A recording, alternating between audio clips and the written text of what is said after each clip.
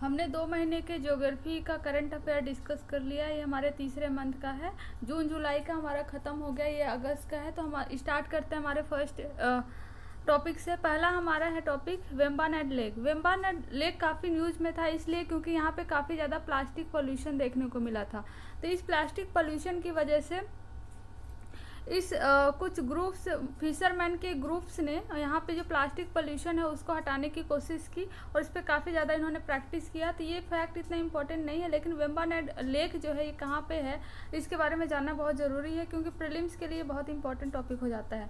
तो इसके बारे में हम देखें तो इसको वेम्बानाड कायल भी बोलते हैं, वेम्बानाड कोल भी बोलते हैं, अन्नपूर्णिमाडा लेक भी बोलते हैं या कोची लेक बोलते हैं। तो ये सारे इसके अलग अलग नाम हैं। अगर किसी भी नाम से आए तो पता चल जाएगा कि किसके बारे में बोल रहा है। और ये केरला में है, ठीक है। तो ये केरला का लार्जेस्ट लेक है और लॉन्गेस्ट लेक है इंडिया का। अगर पूछे कि इंडिया का लॉन्गेस्ट लेक कौन सा है, जो लंबाई में सबसे बड़ा है, तो वो वेम्बानाड लेक है जो कि केरला में है। और ये जो है केरला का सबसे लार्जेस्ट लेक है। इसके बारे में देखें तो यहाँ पे क्योंकि ये लार्जेस्ट लेक है, लंबाई में बहुत ज़्यादा है, तो इस पर पूरा एक ब्रिज बना हुआ है, रेल ब्रिज, जो कि बोला जाता है कि लॉन्गेस्ट रेलवे लाइन है इंडिया का, रेल ब्रिज, जो कि ब्रिज के फॉर्म में है, ठीक है। तो ये कुछ इंपॉर्टेंट फैक्ट है वेम्बानाड लेक के बारे में। वेम्बानाड लेक का लोकेशन हम देखें तो यहाँ पे क्लियरली केरला, वेस्टर्न घाट में केरला में क्लियरली दिखाई दे रहा है कि ये हम देख सकते हैं कि इसकी कितनी ज़्यादा लंबाई है, ठीक है। इसके बारे में कुछ इंपॉर्टेंट फैक्ट ये देखें कि हर साल यहाँ पे एक Nehru trophy boat race organise की जाती है, क्योंकि अब वेम्बानाड लेक जो है वो रामसर कन्वेंशन साइट के अंदर में, रामसर साइट में रखा गया हुआ है। तो इसलिए काफ़ी इंटरनेशनल इम्पोर्टेंस भी इसका है। और यहाँ पे जब भी नेहरू बोट रेस ऑर्गेनाइज किया जाता है वेम्बानाड लेक पे, तो बाहर के लोग भी, फॉरेनर भी इसको देखने आ जाते हैं एज ए टूरिस्ट, ठीक है। तो इसी के पास में है कोमराकोम बर्ड सेंचुरी लोकेटेड जो कि ईस्ट कोस्ट में है इस लेक के। तो अगर डायरेक्टली इस लेक के बारे में ना पूछ के इस बर्ड सेंचुरी के बारे में भी पूछ सकता है। ये लेक जो है नेशनल लेक कंजर्वेशन प्रोग्राम का भी पार्ट है। और यहाँ पे प्लास्टिक पोल्यूशन बहुत होने के कारण इसको किस तरीके से निपटा जा सकता है प्लास्टिक पोल्यूशन से, वहाँ के जो लोग हैं वो काफ़ी इस पर प्रैक्टिस कर रहे हैं। जो सिंगल यूज प्लास्टिक वगैरह उसको बैन कर रहे हैं, उसको यूज़ नहीं कर रहे हैं। तो कुछ इंपॉर्टेंट फैक्ट है। और देखें तो सिर्फ वेम्बानाड लेक जो है कि यहाँ पे नहीं है, केरला में और 2 लेक हैं जो कि रामसर कन्वेंशन में और काफ़ी इंपॉर्टेंट है। ये Ashtamudi lake and Sasthamkotta lake. यहाँ पे हम देख सकते हैं सबसे नॉर्थ में Vembanad Kol and then Ashtamudi and then Sasthamkotta. तो ये एक वेटलैंड जो है इंटरनेशनल इंपॉर्टेंस है under the Ramsar convention site के अंदर में। तो ये काफ़ी इंपॉर्टेंस हो जाता है प्रीलिम्स की वजह से। रामसर कन्वेंशन हम देखें तो रामसर कन्वेंशन जो हुआ था वो ईरान में हुआ था। ईरान का एक शहर है रामसर, 1971 में वहाँ पे हुआ था। और ये एक इंटर गवर्नमेंटल ट्रीटी है। इसमें लोग मिल के आके वेटलैंड को प्रोटेक्ट करने के लिए बात किए थे। और इवन हम देखें तो यूएन के 90% जो मेंबर्स हैं इसमें पार्टिसिपेट करते हैं। इनकी इसमें जो है कि पार्टी इसमें इन्वॉल्व है। और फिर आता है मॉन्ट्रियक्स रिकॉर्ड। मॉन्ट्रियक्स रिकॉर्ड की बात करें, सपोज रामसर कन्वेंशन साइट में इंडिया की जो भी है प्लेसेस हैं, अगर उसमें लगता है कि इन सारे प्लेसेस में कि कोई ऐसा प्लेस है जो कि उसको सबसे ज़्यादा थ्रेट है, तो ऐसे को प्रोटेक्ट करने के लिए अलग से एक रिकॉर्ड बनाया गया है जिसको मॉन्ट्रियक्स रिकॉर्ड बोलते हैं। मॉन्ट्रियक्स रिकॉर्ड आता है अंडर द रामसर कन्वेंशन में ही। और अगर हम देखें तो ये मेंटेन करता है parts of the Ramsar list. Ramsar list में जो भी पार्ट्स हैं अगर किसी को ज़्यादा थ्रेट है तो उसको प्रोटेक्ट करने का काम करता है। इंडिया में अभी फिलहाल इस मतलब कि 2020 में अभी तक 2 साइट्स हैं, केवलादेव नेशनल पार्क जो कि राजस्थान में है और लोकटक लेक जो कि मणिपुर में है। और उड़ीसा का चिल्का लेक पहले रामसर साइट में था, लेकिन इसने काफ़ी इम्प्रूव किया और उसके बाद यहाँ से बाहर निकल गया। अभी फिलहाल इसमें 2 हैं, एक तो केवलादेव नेशनल पार्क है जो कि राजस्थान में है, एक लोकटक लेक है जो कि मणिपुर में है।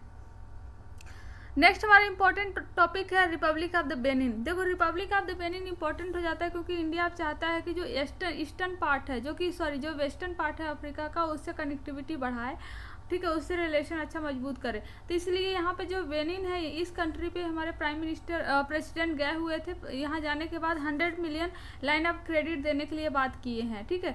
तो बेनिन को हम मैप में लोकेशन में देखें, इसका मैप ही बस इंपॉर्टेंट है इस पॉइंट से। पहला इधर ईस्ट में हम देखें तो नाइजेरिया है, फिर नाइजर है, ठीक है, और टोंगो है, तो ये और बर्किन फासो है। तो किस 4 कंट्री से सराउंडेड है? अगर देखें घाना, तो घाना से सराउंडेड नहीं है क्योंकि इसके पहले ही टोगो आ जाता है। तो ये 4 जो कंट्री सराउंडेड है, बेनिन को जो सराउंड किया हुआ है, ये प्रीलिम्स में पूछा जा सकता है। नेक्स्ट हमारा जो इम्पोर्टेंट टॉपिक आ जाता है वो इंग्लिश चैनल के बारे में है।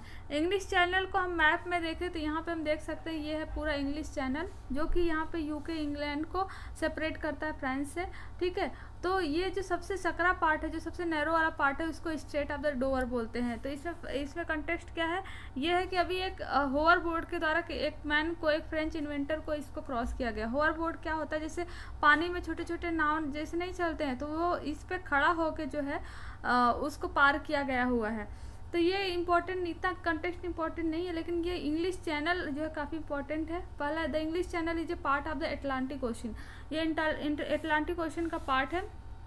ये सेपरेट करता है आइलैंड ऑफ द ब्रिटेन, मतलब part of the UK from northern France. Northern France से सेपरेट करता है और जोड़ता है नॉर्थ सी को अटलांटिक ओशन से, ठीक है। ये अप्रॉक्सीमेटली 35 माइल्स लॉन्ग है, और जब से नैरोवेस्ट पार्ट हमने देख लिया, उसको क्या बोलते हैं? उसको बोलते हैं straight of the Dover.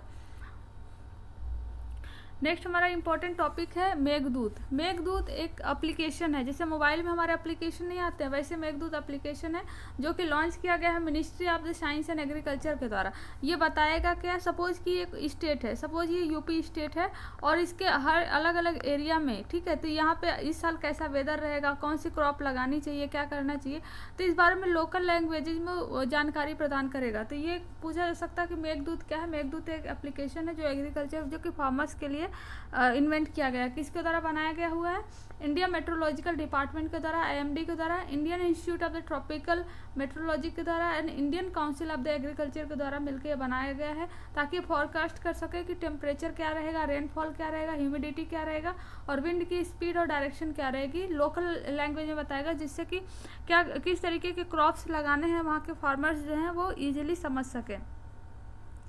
Next हमारा टॉपिक आता है लिंक कोसी मेची रिवर। देखो, कोसी मेची रिवर्स को अभी लिंक किया गया है, और ये सेकंड ऐसा रिवर्स हैं जिसको लिंक किया गया है। तो पहला कौन सा है? पहला है केन बेतवा रिवर, जो कि मध्य प्रदेश में है, इसको लिंक किया गया था, ठीक है। तो कोसी मेची रिंग को लिंक करने का क्या है उद्देश्य? ये है कि जैसे कि कोसी रिवर है, जिसको शोर ऑफ द बिहार, बिहार का शोक भी कहा जाता है, क्योंकि हर साल यहाँ पे फ्लड आती है, जिसके वजह से काफ़ी जो है पोर्शन बिहार का डूब जाता है, ठीक है। तो इसकी वजह से ये जो कोसी रिवर का पानी है वो मेची रिवर में ट्रांसफ़र कर दिया जाए, ताकि यहाँ फ्लड से बचा जा सके। और जो पोर्शन है, जो कि बुंदेलखंड वाला रीजन है, जहाँ पे हमेशा बाढ़ वगैरह आती है, ठीक है, तो वहाँ के उस पानी को वहाँ पे जो है कि प्रवाहित किया जा सके। तो मतलब एक तरीके से हम कह सकते हैं कि उस पानी को जो जहाँ की फ्लड क्रिएट करता है, जहाँ ज़रूरत नहीं है, दूसरी जगह ज़रूरतमंद वाली जगह पे ट्रांसफ़र किया जा सके, ठीक है। तो ये ग्रीन प्रोजेक्ट है। ग्रीन प्रोजेक्ट की बात करें तो क्या होता है? सपोज कोई डैम बन रहा है किसी रिवर पे, या तो 2 रिवर को कनेक्ट किया जा रहा है, तो ऐसी जगह पे जो आसपास के जो लोग होते हैं उनको वहाँ से माइग्रेट कराया जाता है। या तो सपोज इको सेंसिटिव जोन है, या तो कोई वाइल्ड लाइफ प्रोटेक्टेड एरिया वगैरह है, तो उससे फ़र्क पड़ता है। लेकिन ये ऐसा प्रोजेक्ट है जिसपे इस तरीके की कुछ भी हरकतें नहीं हो रही कि किसी को वहाँ से माइग्रेट कराया जाए, या किसी national park, wild life sanctuary या इको सेंसिटिव जोन को अफेक्ट पड़े। तो इसलिए इस प्रोजेक्ट को ग्रीन प्रोजेक्ट भी बोल रहे हैं। तो कोसी मेची इंटरलिंकिंग प्रोजेक्ट क्या है? एक ग्रीन प्रोजेक्ट है। ये हमेशा याद रहना चाहिए, ताकि ये प्रीलिम्स में पूछे तो हम इजीली इस सवाल को कर सके। मेची रिवर की बात करें तो मेची जो है एक इम्पॉर्टेंट ट्रिब्यूटरी है महानंदा रिवर की, ठीक है, और जो हमेशा मोस्टली क्या होता है कि वाटर डेफिशिएंट होता है। तो इस वाटर को कोसी रिवर से मेची रिवर में ट्रांसफ़र कर रहे हैं, ताकि वाटर का रीडिस्ट्रीब्यूट कर सके, जो सरप्लस है कोसी रिवर में उसको। नेक्स्ट हमारा आता है माउंट एल्ब्रस के बारे में। माउंट एल्ब्रस में क्या है कि अब एक्सपेडिशन किया गया इंडियन के माउंटेनर के द्वारा, तो ये कुछ खास कॉन्टेक्स्ट इंपॉर्टेंट नहीं है, लेकिन माउंट एल्ब्रस है कहाँ और क्या है ये काफ़ी इंपॉर्टेंट है। तो माउंट एल्ब्रस एक हाईएस्ट पीक है यूरोपियन कॉन्टिनेंट का, ठीक है, इज द हाईएस्ट पीक। तो याद रहे कि माउंट एल्ब्रस कहाँ का पीक है? यूरोपियन कॉन्टिनेंट का हाईएस्ट पीक है। और दूसरा ये डोरमेंट वोल्केनो है, ठीक है, एक तरीके की डोरमेंट वोल्केनो है, और यूरोपियन कंटिनेंट के हाईएस्ट पीक है माउंट एल्ब्रस। ये दो इम्पॉर्टेंट फैक्ट बहुत इम्पॉर्टेंट है। अगर हम इसका ज्योग्राफिकल लोकेशन देखें तो यहाँ पे हम देख सकते हैं कि रशिया के सदर्न पोर्शन में और जॉर्जिया के जो है नॉर्थ में ये माउंट एल्ब्रस लोकेटेड है। ठीक है, नेक्स्ट हमारा टॉपिक आता है जो कच्छ डेजर्ट की। कच्छ डेजर्ट क्या है कि जो पोर्शन है सब, ये जो गुजरात वाला पोर्शन है जहाँ पे कच्छ रीजन है, वहाँ पे ये वो डेजर्ट है पूरा। तो ये कुछ साइंटिस्ट के द्वारा ये डिस्कवर किया गया कि वहाँ पे कुछ फॉसिल्स वगैरह रिकॉर्ड्स मिले हैं, जिससे ये बोला जाता है कि कुछ समय पहले वहाँ पे ये डेजर्ट नहीं हुआ करता था, वहाँ पे अच्छी खासी वनस्पतियाँ वगैरह थी। तो इस वजह से कच्छ जो है काफ़ी न्यूज़ में था। ये उतना इम्पोर्टेंट नहीं है, लेकिन कच्छ डेजर्ट किस स्टेट में है ये इम्पोर्टेंट हो जाता है। ठीक है, नेक्स्ट हमारा आता है बाल्टिक नेशन के बारे में। बाल्टिक नेशन ये मैप के पॉइंट ऑफ व्यू से बहुत इंपॉर्टेंट है, क्योंकि हमारे वाइस प्रेसिडेंट जो है बाल्टिक नेशन, जो 3 कंट्रियां हैं बाल्टिक नेशन जिसको बोलते हैं, उसकी विजिट पे थे। तो इस मैप के पॉइंट ऑफ व्यू से बहुत इंपॉर्टेंट हो जाता है। तो पहला फैक्ट इसमें याद करने वाला क्या बात है कि it is the geopolitical term typically used to group of the sovereign state in the northern Europe on the eastern coast of the Baltic Sea. मतलब बाल्टिक सी के ईस्टर्न कोस्ट पे हैं, और ये 3 कंट्री है इसमें, और ये किस में आते हैं, यूरोप का पार्ट है, ये याद होना चाहिए। ये ऑफिशियली ऐसे को कोई मिल्क यूनियन तो नहीं बनाते, लेकिन डिफेंस में, पॉलिसी में, एनर्जी में, ट्रांसपोर्टेशन में, सिक्योरिटी में काफ़ी एक दूसरे की हेल्प करते हैं। हम मैप में देखें तो ये बाल्टिक सी है, सपोज ये बाल्टिक सी है, तो यहाँ पे एस्टोनिया देखने को मिलेगा, और ये लाटविया, लिथुआनिया। तो ये क्रम जो है हमेशा सीरीज याद होना चाहिए कि सबसे नॉर्थ में कौन है, एस्टोनिया है, और जो है कि मिडिल में कौन है और साउथ में कौन है, ये पूछा जा सकता है। ठीक है, तो नेक्स्ट ये इस तरीके से भी इम्पोर्टेंट सवाल पूछ सकता है। अगर उसको इजीली पूछना है कि एकदम सिंपल सवाल देने हैं तो 4 दे देगा और पूछ लेगा कि इसमें से कौन सा बाल्टिक कंट्री नहीं है। ठीक है, नेक्स्ट हमारा है कालेश्वरम लिफ्ट इरिगेशन प्रोजेक्ट के बारे में। कालेश्वरम लिफ्ट इरिगेशन प्रोजेक्ट काफ़ी इंपॉर्टेंट है, क्योंकि ना तो सिर्फ इंडिया की बल्कि पूरे वर्ल्ड की ये सबसे ज़्यादा लिफ्ट इरिगेशन प्रोजेक्ट है। इस प्रोजेक्ट में क्या हो रहा है कि सपोज इस प्रोजेक्ट में जैसे कि तेलंगाना है, क्या है, वो काफ़ी हाइट पे है। ठीक है, और नीचे जो गोदावरी रिवर बह रही है, गोदावरी रिवर जो बह रही है उसके पानी को इस ऊपर वाले पोर्शन पे पहुंचाने पे काफ़ी दिक्कत होता था। तो इस लिफ्ट इरिगेशन प्रोजेक्ट को बनाया गया है, पूरे वर्ल्ड की सबसे लार्जेस्ट लिफ्ट इरिगेशन प्रोजेक्ट है, ताकि यहाँ पानी को पहुँचाया जा सके। तो पूछा जा सकता है किस रिवर पे, गोदावरी रिवर पे बनाया गया हुआ है, और किसको बेनिफिट प्रदान करेगा, ये प्रदान करेगा बेनिफिट तेलंगाना को। नेक्स्ट हमारा आता है Ken Betwa river interlinking project. देखो हम पहले भी पढ़ चुके हैं इंटरलिंकिंग प्रोजेक्ट कोसी मेची, और ये भी केन बेतवा जो है फर्स्ट इंटरलिंकिंग प्रोजेक्ट है, और कोसी मेची जो है सेकंड। तो ये बोल सकता है कि कौन सा पहले बना है, कौन सा इंटरलिंकिंग प्रोजेक्ट बाद में आया है। ठीक है, तो केन बेतवा जो इंटरलिंकिंग प्रोजेक्ट है first inter state river interlinking project है, जो कि जिसका एम है कनेक्ट करने का मध्य प्रदेश में, और बेतवा मतलब कि उत्तर प्रदेश में। तो केन कहाँ पे है, या तो मैच कराने को देगा केन कहाँ पे, केन मध्य प्रदेश में, और बेतवा कहाँ पे बहती है, बेतवा बहती है यूपी में, उत्तर प्रदेश में। तो यूपी में जो बुंदेलखंड वाला रीजन है, हम पढ़े हैं ज्योग्राफी में, वो काफ़ी ड्रॉट प्रोन एरिया है, वहाँ पे काफ़ी लोग सुसाइड वगैरह करते हैं, फार्मर्स बेसिकली। तो उस चीज़ को निपटने के लिए इंटरलिंकिंग प्रोजेक्ट को लेके आया गया था।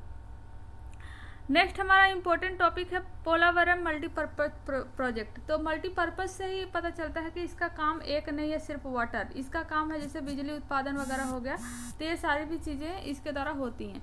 ठीक है, तो पोलावरम जो मल्टीपर्पज प्रोजेक्ट है, इसको जो है कि बनाया गया है गोदावरी रिवर पे। ठीक है, तो ये पूछा जा सकता है किस रिवर पे है, गोदावरी रिवर पे है, तो ये फैक्ट याद होना चाहिए। और दूसरा ये है जो है कि it's reservoir speed into the parts of Chhattisgarh और उड़ीसा को भी ये हेल्प जो है प्रदान करेगा अपने वाटर से। और ये 2014 में इसको एक नेशनल प्रोजेक्ट के फॉर्म में गवर्नमेंट ऑफ इंडिया के द्वारा अनाउंस किया गया था। तो ये प्रोजेक्ट है वो आंध्र प्रदेश में बेसिकली बनाया जा रहा है। यहाँ पे ये it will irrigate the 3 lakh hectare of the land, generate करेगा हाइड्रो पावर, जो है हाइड्रो पावर जनरेट करेगा और ड्रिंकिंग वाटर में हेल्प करेगा। तो ये कुछ इंपॉर्टेंट फैक्ट थे जो कि प्रीलिम्स में पूछे जा सकते हैं, प्रीलिम्स 2020 में और यूपी PCS में और EPFO जो कमिंग एग्जाम है उसमें पूछे जा सकते हैं।